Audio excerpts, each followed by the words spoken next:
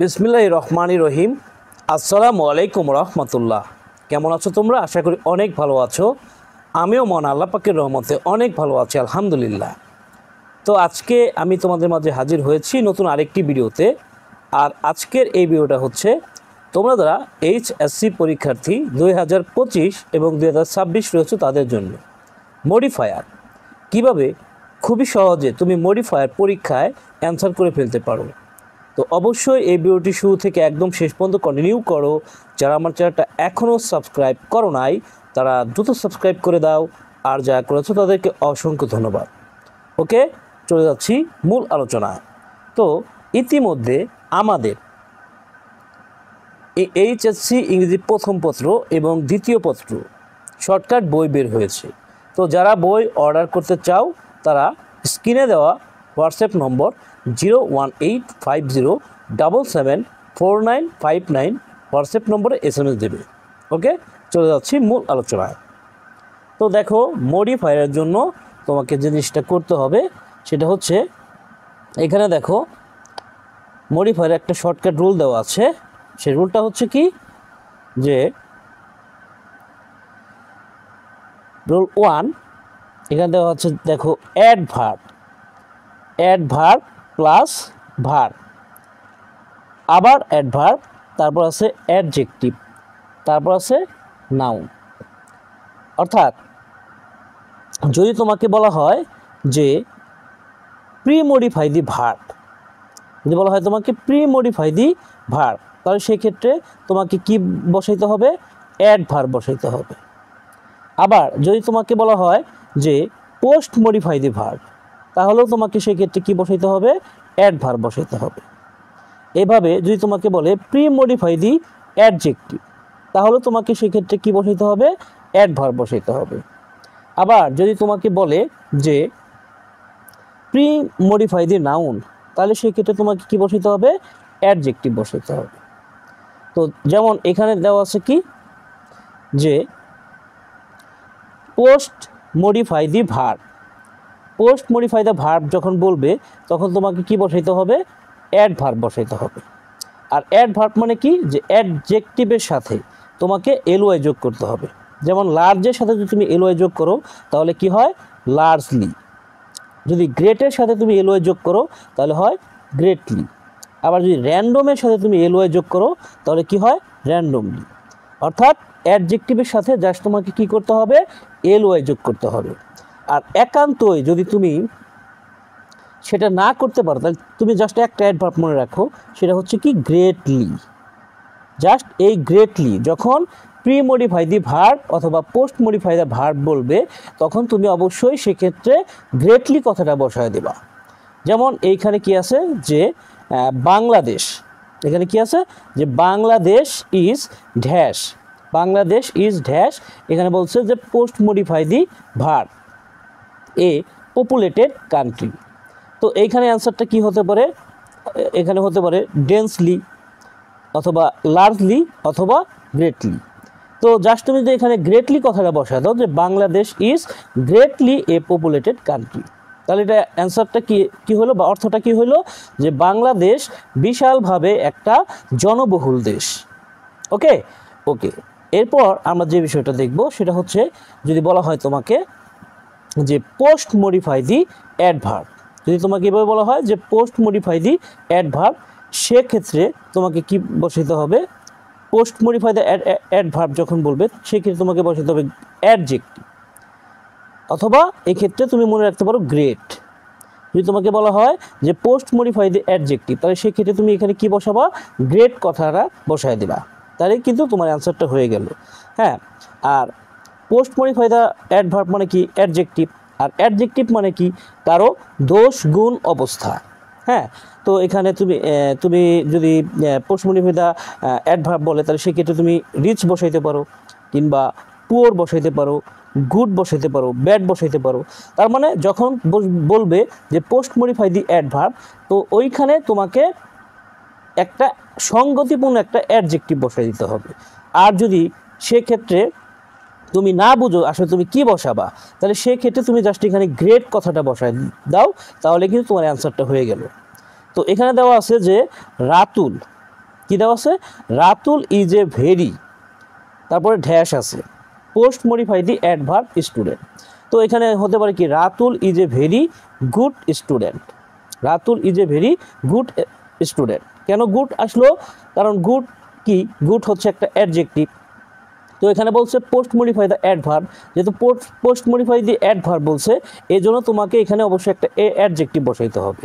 এখন যদি এখানে তুমি জাস্ট বসাই দিতা যে great, Ratul is a very great student, Ratul is a very great student, তাহলে কিন্তু তোমার অ্যান্সারটা হয়ে যায়। ঠিক আছে, ওকে। আচ্ছা, এরপরে আমরা পরবর্তী যে বিষয়টা আছে সেটা দেখব। সেটা হচ্ছে কি, বলা হচ্ছে এখানে প্রি মডিফাই দি নাউন। যদি প্রি মডিফাই দি নাউন বলা হয় তাহলেও কিন্তু সেক্ষেত্রে অ্যান্সারটা হবে অ্যাডজেক্টিভ। হ্যাঁ, অর্থাৎ অ্যাডজেক্টিভ মানে কি, যে great, rich, poor, good, bad, এইগুলোর মধ্যে তোমাকে বসাই দিতে হবে। এখন একান্ত যদি তোমার এত কিছু মনে না থাকে তাহলে সেই ক্ষেত্রে তোমাকে কি বসাইতে হবে, সেক্ষেত্রে তুমি জাস্ট এখানে গ্রেট কথাটা বসায় দাও, তাহলে কিন্তু এটা হয়ে গেল। যেমন এখানে কি আছে, যে television is a dash media. তো এই জায়গায় যদি তুমি এই ড্যাশের জায়গায় জাস্ট তুমি এখানে গ্রেট বসায় দাও, হ্যাঁ, ড্যাশের জায়গায় জাস্ট কী বসায় দাও, গ্রেট। তাহলে television is a great media, মানে টেলিভিশন হচ্ছে একটা বৃহৎ মাধ্যম বা বিশাল মাধ্যম। ঠিক আছে, ওকে। আচ্ছা, এরপর আমরা পরবর্তী যে রুলসটা, যে এক্সাম্পলটা আছে সেটা দেখব। সেটা হচ্ছে কি, এখানে আছে কি, যে কাজী নজরুল ইসলাম। এখানে আছে কি, কাজী নজরুল ইসলাম ইজ আওয়ার, এখানে আছে প্রি মডিফাই দি নাউন, তারপর আছে কি পয়েট।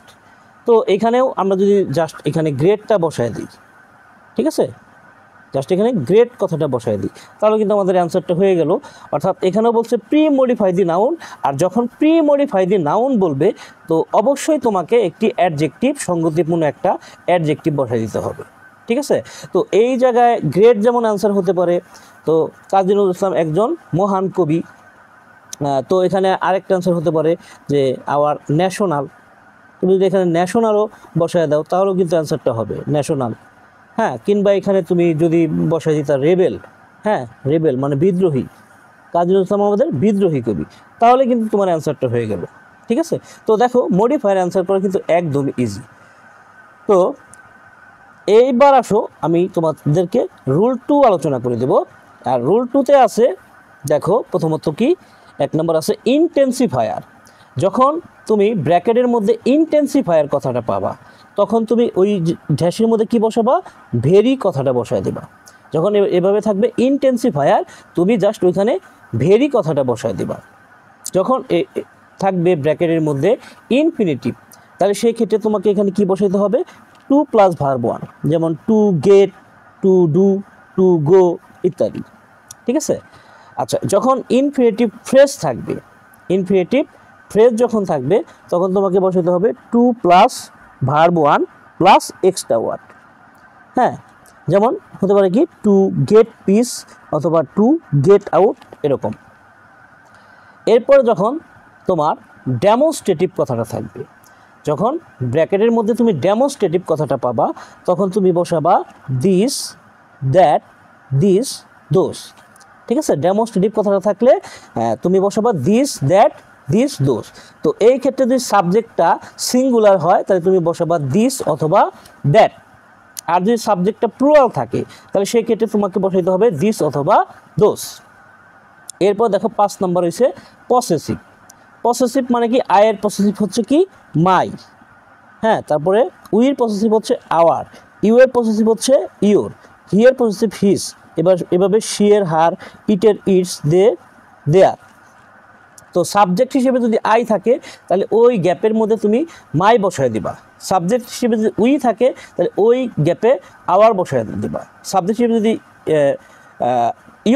ইউ থাকে তাহলে সেক্ষেত্রে তুমি ইউর বসায় দিবা। হি থাকলে হিস, শি থাকলে হার, ইট থাকলে ইটস, আর দে থাকলে দেয়ার বসায় দিবা, তাহলে কিন্তু তোমার অ্যান্সারটা হয়ে যাবে। এরপর দেখো যে কোয়ান্টিফায়ার। কোয়ান্টিফায়ার মানে কি, কোয়ান্টিফায়ার মানে হচ্ছে সংখ্যা বা পরিমাণ। কোয়ান্টিফায়ার মানে হচ্ছে সংখ্যা বা পরিমাণ। অর্থাৎ এখানে যদি তুমি গ্যাপের মধ্যে some, few, much, a lot of এগুলো বসায় দাও তাহলে অ্যান্সারটা হয়ে যাবে। এরপর দেখো 7 নম্বরে বলতেছে ডিটারমিনার। ডিটারমিনার মানে কি এ এন ডি, যখন ব্র্যাকেটে এরকম ডিটারমিনার কথাটা পাবা তখন তোমাকে কি বসাইতে হবে, এ এন ডি বসাইতে হবে। এরপরে যদি থাকে পার্টিসিপল, তো পার্টিসিপল যদি তোমার ব্র্যাকেটের মধ্যে দেওয়া থাকে, হ্যাঁ, তাহলে সেই ক্ষেত্রে শূন্যস্থানের পরে যে ব্র্যাকেট, এই ব্র্যাকেটের পরে লেখা থাকবে পার্টিসিপল। তো পার্টিসিপলের কথাটা থাকার কারণে তোমাকে ভার্বের সাথে আইএনজি করতে হবে অথবা ভার্ব 3 মানে প্রেজেন্ট পার্টিসিপল, পাস্ট পার্টিসিপল বসাইতে হবে।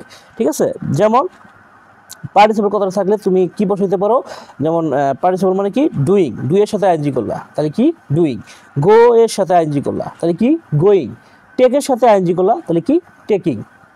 আর যদি ভার্ব 3 করে দাও, ভার্বের পাস্ট পার্টিসিপল করে দাও, তাহলে সেক্ষেত্রে ডুয়ের পাস্ট পার্টিসিপল কি ডান, গোয়ের পাস্ট পার্টিসিপল গন, টেকের পাস্ট পার্টিসিপল টেকেন। ঠিক আছে, তো পার্টিসিপল থাকলে ভার্বের সাথে আইএনজি করে দিবা অথবা পাস্ট পার্টিসিপল বসায় দিবা। এরপর আসি 9 নম্বরে অ্যাডভার্বিয়াল ফ্রেজ। অ্যাডভার্বিয়াল ফ্রেজ মানে কি, যে প্রথমত তোমাকে একটা অ্যাডভার্ব বসাইতে হবে, এর সাথে আরও একটা এক্সট্রা ওয়ার্ড, যেহেতু এখানে ফ্রেজ কথাটা উল্লেখ আছে। যখন ফ্রেজ কথাটা উল্লেখ থাকবে এরকম ক্ষেত্রে তোমাকে, হ্যাঁ, এক্সট্রা ওয়ার্ড কিন্তু বসাইতে হবে, অর্থাৎ অ্যাডভার্বিয়াল মানে কি অ্যাডভার্ব, আর যেহেতু ফ্রেজ কথাটা উল্লেখ আছে এর সাথে এক্সট্রা আরও একটা ওয়ার্ড বসাইতে হবে।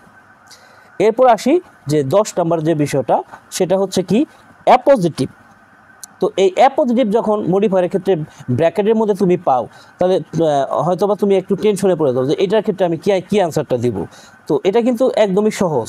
ঠিক আছে, তো দেখো কিভাবে সহজ, যে অ্যাপোজিটিভ যখন ব্র্যাকেটের মধ্যে লেখা থাকবে তখন তুমি খেয়াল করবা যে শূন্যস্থানের আগে যে সাবজেক্টটা আছে সেই সাবজেক্টটা কোনো ব্যক্তি কিনা।